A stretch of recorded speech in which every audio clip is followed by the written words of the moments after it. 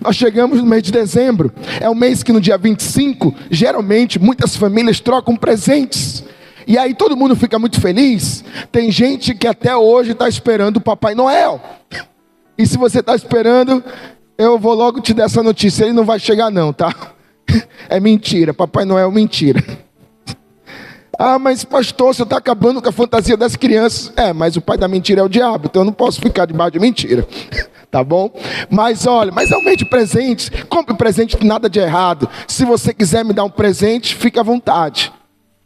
Né? Se você não quiser, não sabe o que me dá, eu te dou meu Pix, aí você pode ficar à vontade, manda o dinheiro na minha conta que eu compro o que eu quiser, tá legal? Mas é muito gostoso. Quem aqui gosta de receber presente? Que legal, né? Quem não gosta de receber presente? Tem gente que não gosta, tem alguém? Todo mundo gosta, eu gosto muito. Você sabia que Deus também gosta de receber presentes? Agora, pastor, como é que é isso? Que loucura é essa? Como é que nós vamos dar presente para o Senhor? Sabe qual é o presente? Deus está num reino sobrenatural e eu estou no natural. Como é que nós vamos dar presente para o Senhor? Sabe como é que você dá presente para Ele? O presente que Deus mais ama nessa vida são almas. Fala para a pessoa que está do seu lado aí. Almas. Presente de Deus. Nós ganhamos uma pessoa para o Senhor Jesus.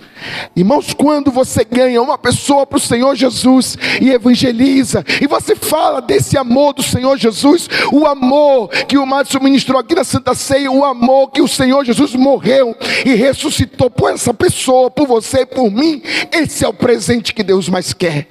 Almas, almas. E sabe, queridos, eu quero convidar você a abrir sua Bíblia no livro de Mateus, capítulo de número 9. Mateus 9, fala assim, versículo 37, diz assim: então o Senhor falou aos seus discípulos, a seara na verdade é grande, mas os trabalhadores são poucos. Rogai, pois, ao Senhor da seara, que mande trabalhadores para a sua seara. Feche seus olhos. Pai, muito obrigado, Senhor.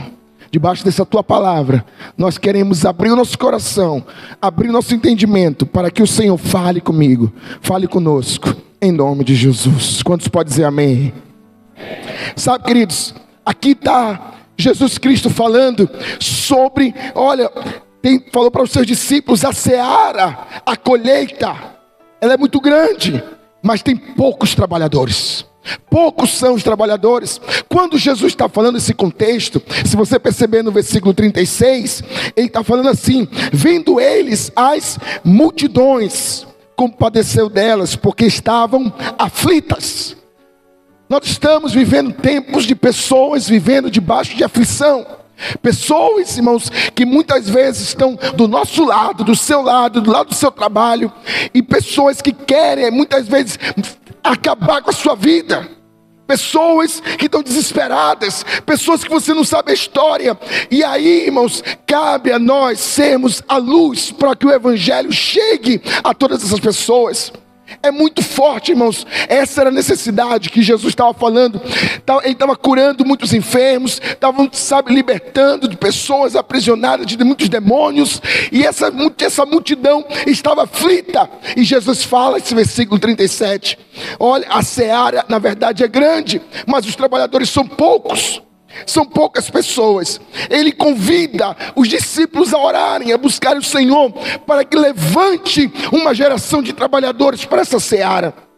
Sabe, queridos, essa comparação é uma metáfora que ilustra a missão dos discípulos, na qual os discípulos agora deveriam colocar o seu encargo de falar assim: eu quero fazer parte desse trabalhador, desses trabalhadores que vão ganhar muitas pessoas para o Senhor Jesus. Sabe, queridos, Deus aponta para essa imensidão, dessa maravilha, dessa grande colheita, que representa o número de pessoas prontas para nós ganharmos. Número de pessoas que precisam ouvir a mensagem do Evangelho. Os frutos estão maduros. Os frutos estão maduros, mas precisa haver colheita. Você já viu uma mangueira? Né? Eu acho que você já viu uma mangueira aí. A manga é muito gostosa quando você colhe ela. Mas geralmente quando ela cai, já não presta muito, na verdade. Você olha assim, já fica meio esbagaçada, enfim. Aí você já até rejeita. Mas quando você colhe, irmãos, aí você pode se deliciar daquela manga. Assim, irmãos, é que as pessoas estão precisando ser colhidas. As pessoas, nós precisamos colher esses frutos que o Senhor está nos dando. Precisamos de quê? De obreiros, de pessoas, desses trabalhadores que vão fazer essa grande seara, que vão fazer levantar esses grandes frutos da presença de Deus, que quer nos dar. Sabe, irmãos, nós precisamos simplesmente não ficar entre as quatro paredes, mas fazer função de igreja. E a função de igreja é o quê? Sair para fora. Sair para fora. Não ficar só esperando, olhando e o mundo se acabando, mas não sermos esses trabalhadores para essa seara. Romanos, capítulo de número 10, Paulo, ele vai dizer o seguinte, versículo 14: como, porém, invocarão aquele que não creram? E como crerão naquele que nada ouviram? E como ouvirão se não há ninguém que pregue? Como as pessoas vão ouvir o evangelho se não tem ninguém que pregue o evangelho? Como pregarão se não forem enviados?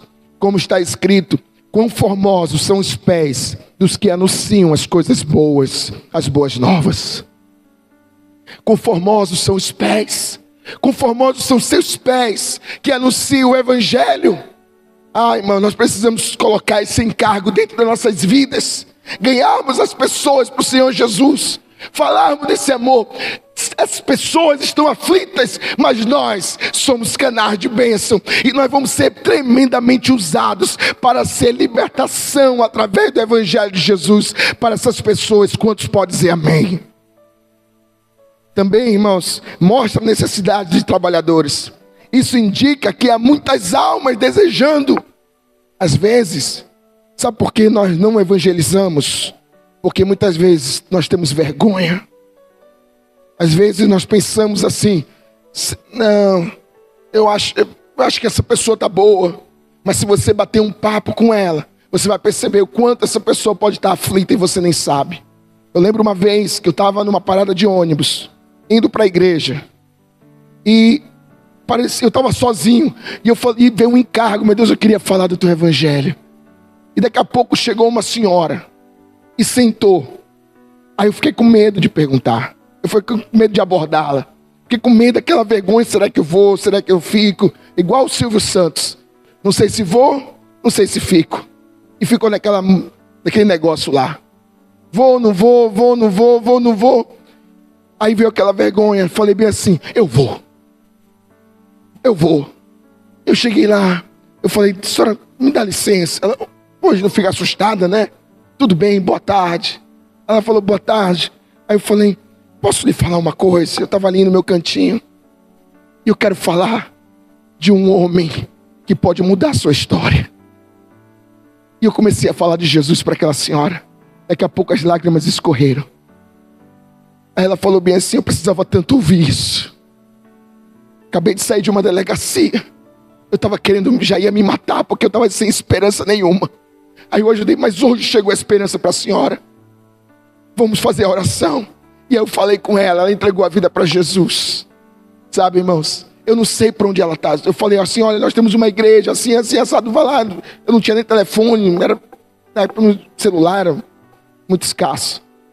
Mas vai na igreja, deu endereço, tudo mais, nunca mais a vi.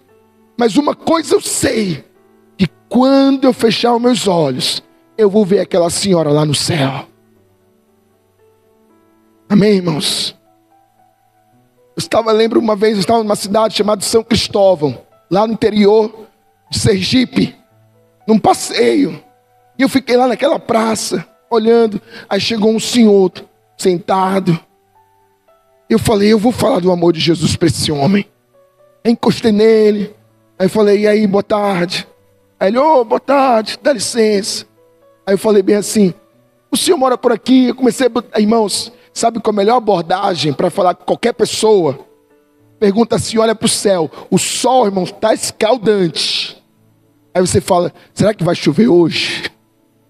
Rapaz, é batata. Aí o papo começa. Não, hoje está quente, pronto. Daqui a pouco você está nos altos papos. E aí eu falei para ele. E aí eu falei do amor de Jesus para aquele senhor. E aí ele me contou um pouco da história dele. Enfim, resumindo a história. Aí eu fiz a oração com ele. Ele entregou a vida para Jesus. Aí eu até tirei uma foto dele. Aí me despedi. Ele foi embora. Aí eu vi uma sensação muito grande. Eu falei, eu acho que eu nunca mais vou ver esse homem. Era uma outra cidade. E ele foi embora. Até tirei uma foto assim, sem ele perceber, para guardar de recordação. Irmãos, eu senti a mesma coisa. Talvez eu nunca mais veja ele. Mas uma coisa eu sei.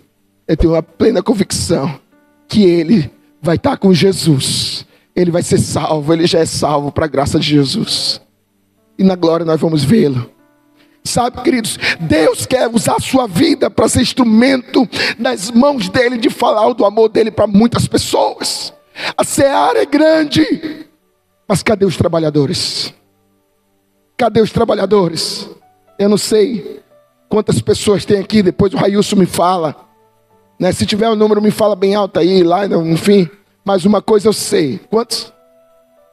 Tem 77 trabalhadores aqui que vão estar sendo recrutados nessa noite para essa seara e experimentarmos um grande avivamento aqui na comunidade nobre. Quantos podem dizer amém?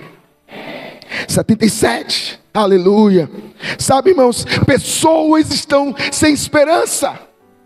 É impressionante, olha esse dado.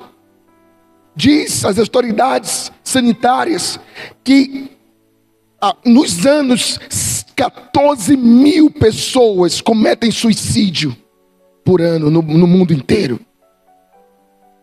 E olha, irmãos, no Brasil, só no Brasil, 30 internações por dia de pessoas que tentaram se matar. No ano de 2020, um dado aqui de Manaus, 119 pessoas cometeram suicídio. É muita gente, irmãos. É muita gente. A cada um dia, 38 pessoas no mundo tiram a sua vida. Cadê o povo de Deus que vai se levantar para, sabe, cuidar das pessoas, de falar do evangelho e levar a esperança da salvação? As pessoas estão aflitas. Nós precisamos realmente colocar esse encargo. Não tem medo, não tem medo. Essa semana eu estava com o pastor Eloy visitando. E aí eu falei, pastor, vamos numa casa de um irmão. Tem uma pessoa lá que não conhece Jesus, vamos lá juntos, vamos evangelizar. Ele está passando por uma enfermidade. E aí o pastor, vamos. E aí fomos lá na casa, cheguei lá, bati lá na porta, nós entramos naquela casa. E aí o irmão lá, né, veio, sentou. Rapaz, o pastor Eloy é um evangelista nato. Por isso que eu levei ele, porque eu quero aprender mais ainda. E aí nós sentamos. E ele já foi pegando a palavra, ele já foi orando. E aí ele falou bem assim, eu não vou dar chance para você querer aceitar Jesus, não. Eu vou te abençoar, feche teus olhos aí. E o irmão fechou os olhos. E aí o pastor Eloy falou, repete essa oração. Ele orou e o irmão repetiu a oração. Irmãos, daqui a pouco o pastor Eloy levanta os olhos e falou assim, parabéns, você agora é salvo em Cristo Jesus. Aí estavam 2 pessoas, eu estava lá, parabeniza a sua nova família, como a gente faz na igreja. Aí nós fomos lá, abraçamos e tal. É nosso irmão em Cristo. Aí depois nós oramos por cura, que ele está passando por uma necessidade muito grande. Sabe, irmãos? Nós não podemos perder mais tempo. O tempo é muito veloz. O tempo passa muito rápido. Mas se você, irmãos, colocar esse encargo no seu colégio, na sua faculdade, no seu trabalho, qualquer pessoa, nós podemos evangelizar. Não podemos perder tempo. As pessoas estão aflitas. Sabe, queridos, nós temos uma escassez de trabalhadores. Uma escassez de pessoas por causa da falta de obreiros. Quando a gente pensa em obreiro, você olha assim para o pastor da igreja, né? Um obreiro. Não. O obreiro somos todos nós que entregamos a vida para Jesus. Somos todos nós.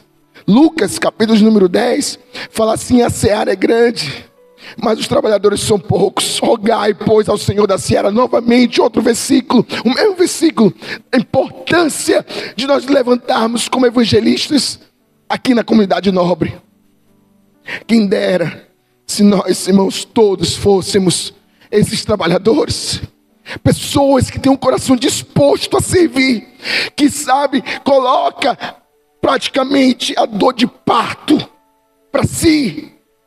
A dor que o Senhor sente pelo amor pelos perdidos, a dor que o Senhor sente pelos perdidos, nós precisamos sentir essa mesma dor. Sabe, irmãos, esse é o ponto fundamental que destaca a importância do compromisso e da dedicação do discípulo de suprir essa necessidade. Você está pronto para suprir essa necessidade também? Você está pronto aí, meu irmão?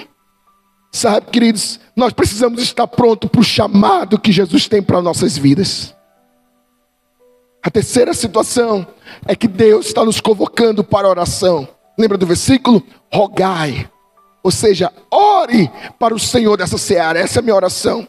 Deus, levanta uma geração de homens e mulheres apaixonados pelo teu reino. Como o irmão Charles cantou aqui: Pai nosso que estás no céu, santificado seja o teu nome, venha a nós o teu reino. Eu não sei se você entendeu essa oração que ele fez aqui no louvor. Ele está falando assim: venha a nós o teu reino. É a oração de Jesus, é o clamor de Jesus. Venha a nós o teu reino, venha o teu reino. O teu reino de luz, o teu reino de amor, o teu reino de justiça, o teu reino de perdão. Porque as pessoas muitas vezes estão no reino das trevas, no lamaçal de pecados. Mas o Senhor Jesus, Ele clama: venha o teu reino, que o teu reino seja estabelecido nessa cidade.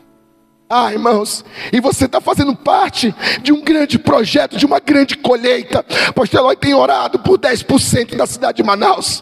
Até 2030 nós vamos ser mais de 200 mil pessoas. E sabe, irmãos, se Deus se aprovar de nós e nós chegarmos a 3%, já vai dar para encher o estádio da Arena da Amazônia de pessoas que eram perdidas, mas agora estão dizendo: eu sou do Senhor Jesus. De pessoas que iam se suicidar, mas agora tem uma nova esperança. De pessoas que estavam sem esperança alguma, não tinham mais sentido nenhum, mas agora tem o sentido de Jesus Cristo.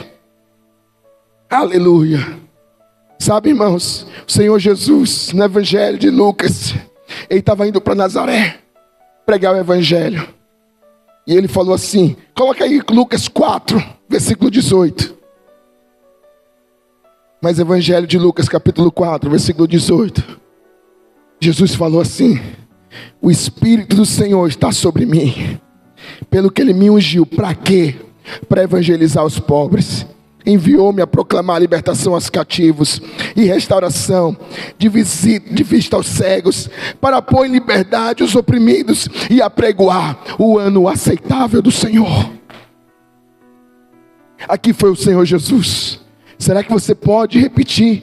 Coloca aí o versículo 18. Será que você pode? Vamos ler juntos? Se é para você, se é para você isso, coloca a mão na sua cabeça e você fala esse versículo. 1, 2, 3 e o Espírito do Senhor.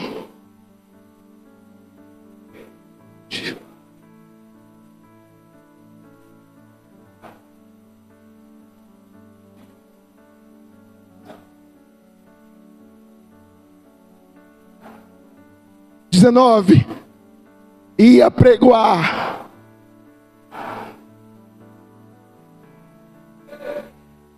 Isso é para você. Olha para a pessoa que está do seu lado e fala assim: eu vejo Jesus na sua vida.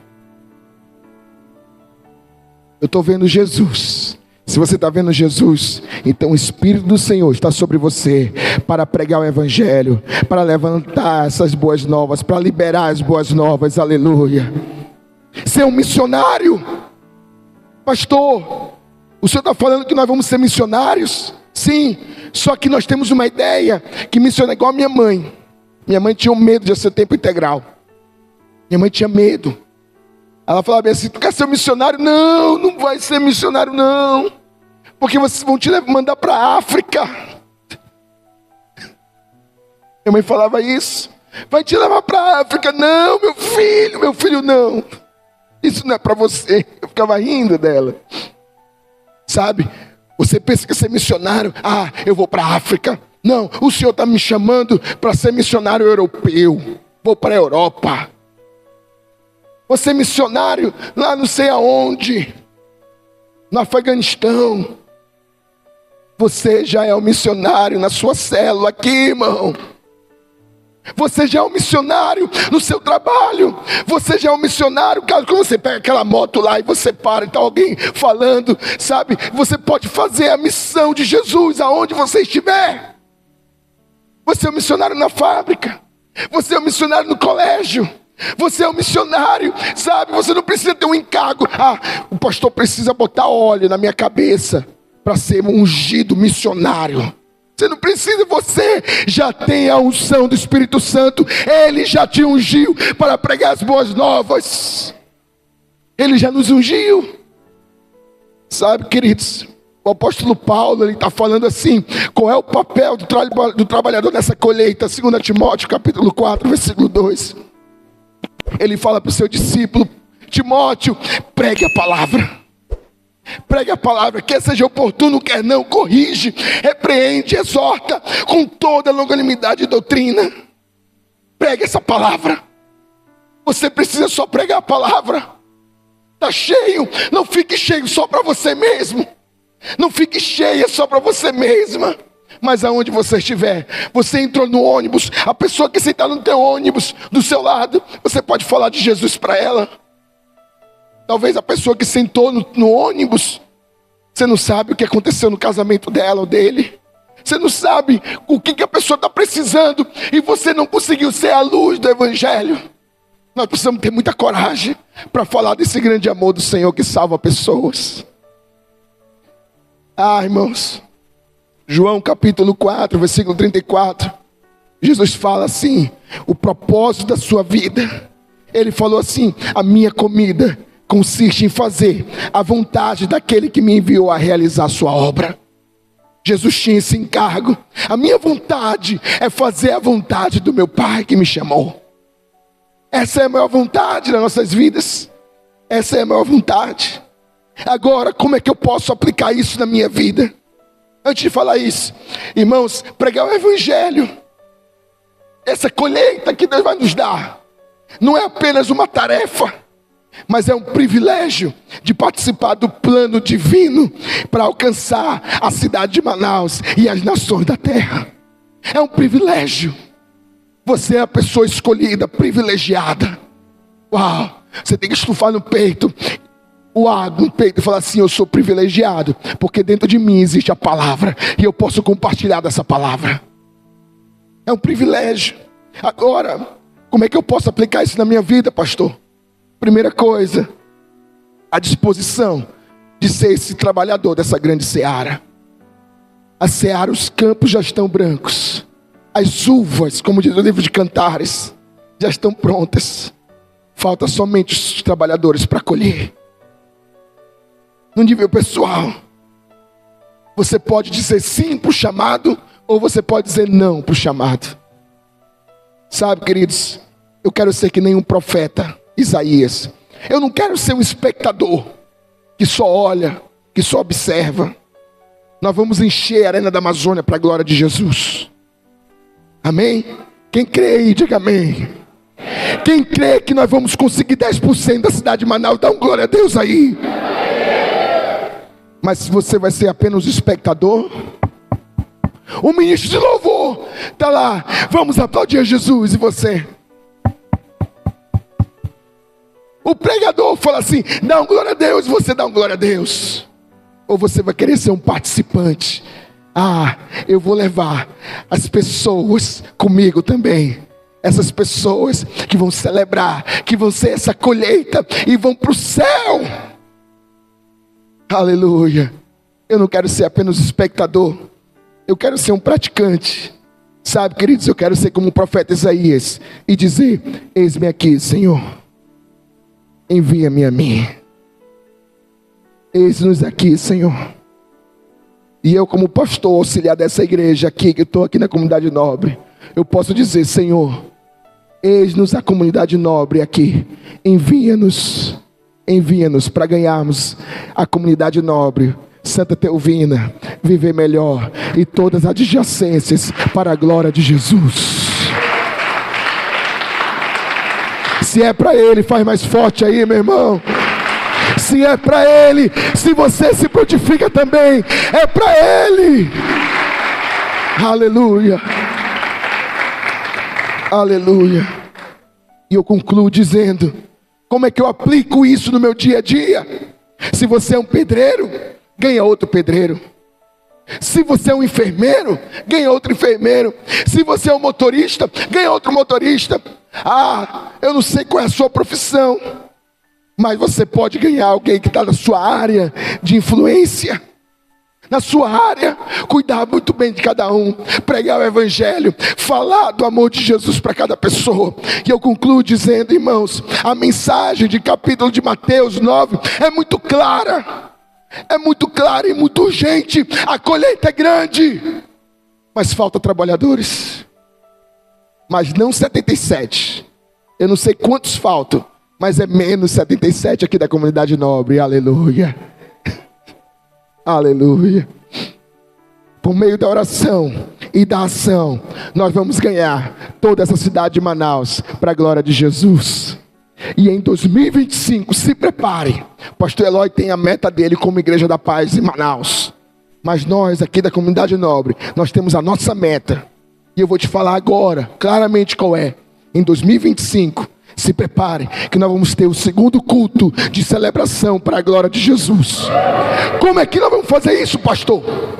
Que loucura é essa? Meu irmão, nós somos meio doidos mesmo. Para Jesus a gente é doido. Se você não acredita, entra na minha fé. Como é que a gente faz isso? Se você ganhar apenas uma alma, só uma, em 2025, dá esse presente para ele. Esse presente, que é o único presente que você pode dar para ele. Se você der para ele uma única alma, se cada um aqui der apenas uma única pessoa, de 77, vamos ser quantas pessoas? 154, matemática, engenheiro. 154, já vai ter que abrir o segundo culto de celebração.